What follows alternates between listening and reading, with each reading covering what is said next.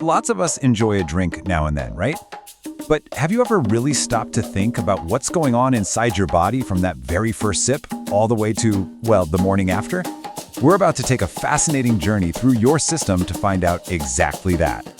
Ugh, you know that feeling, don't you?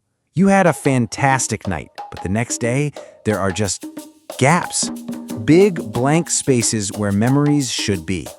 What is actually happening there? And what about this one? A drunk mind speaks a sober heart. We've all heard it, but is it true? Does alcohol actually have some kind of magic power to reveal all our deepest, darkest secrets? And of course, the million-dollar question, the dreaded hangover. Is there a scientific secret to outsmarting it? Well, guess what? In this explainer, we are going to get answers to all of these questions by following the exact path alcohol takes through your body. Okay, our first stop is the command center, your brain. Alcohol gets to work on our minds incredibly fast, and there's a super specific reason it gets a VIP pass that most other things just don't. So here's the secret. It all comes down to size. The ethanol molecules in alcoholic drinks are exceptionally small. I mean, think of them like these tiny little master keys that can unlock doors that are closed to pretty much everything else. And this brings us to something called the blood-brain barrier. Picture it like a super high-security fortress around your brain. Its whole job is to block any harmful invaders from getting in. Most things just can't get past the guards. But because those ethanol molecules are so tiny, they just waltz right through. And that's exactly why you feel the effects of alcohol so quickly. And this is where things get kind of tricky, because alcohol has two totally different sides to it. At first, you get that fun buzz, right? You feel relaxed, maybe a little bit freer because your self-control is lowered. But chemically speaking, alcohol is actually a depressant. It slows down the signals between your nerve cells, and that can actually make sad feelings feel even stronger, especially if you were already feeling a bit down to begin with. So we've figured out how alcohol gets into the brain, but how does it get into our bloodstream in the first place? Well, it turns out the speed of that journey is probably the single biggest factor in how drunk you end up feeling. The difference is basically like rush hour traffic. When you drink on an empty stomach, it's a wide-open highway.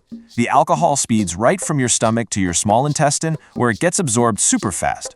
But when you eat first, food makes this little valve at the end of your stomach close up. This traps the alcohol, forcing it to be absorbed way more slowly. So what's the big takeaway here? Eating isn't just a good idea. It's a physical barrier. A meal, especially one with some fats or oils that take a while to digest, literally puts up a roadblock on that alcohol superhighway, slowing down how fast it hits your system. All right, the alcohol's in your system. Now, your body has to get rid of it. Our next stop is the body's main detoxification plant, the liver. And this is where we're going to meet the true villain behind every single hangover. I mean, your liver is an absolute powerhouse. It's working 24/7, filtering your blood and breaking down all sorts of stuff. The moment you start drinking, it kicks into high gear, working to turn that ethanol into something less harmful. But here's the catch. The very first thing your liver does is turn alcohol into a toxic chemical called acetaldehyde. This is the bad guy. This is the main culprit behind that pounding headache, the nausea, all that misery that comes with a hangover. And that is exactly why pacing yourself is so important. When you drink too much too fast, your liver just can't keep up with processing all that acetaldehyde. It starts to build up in your system, and that's when you really start to feel awful. Slowing down gives your liver a fighting chance to clear it all out. Thankfully, the story does have a happy ending. In a second step, other enzymes in your liver swoop in and convert that nasty, toxic acetaldehyde into a totally harmless substance called acetic acid. And you probably know acetic acid better as vinegar. Yeah, basically vinegar. Your body can then get rid of it, no problem. Okay, so now that we get the science behind it, how can we actually use this information to make smarter choices? Let's pull it all together into a really clear, actionable strategy.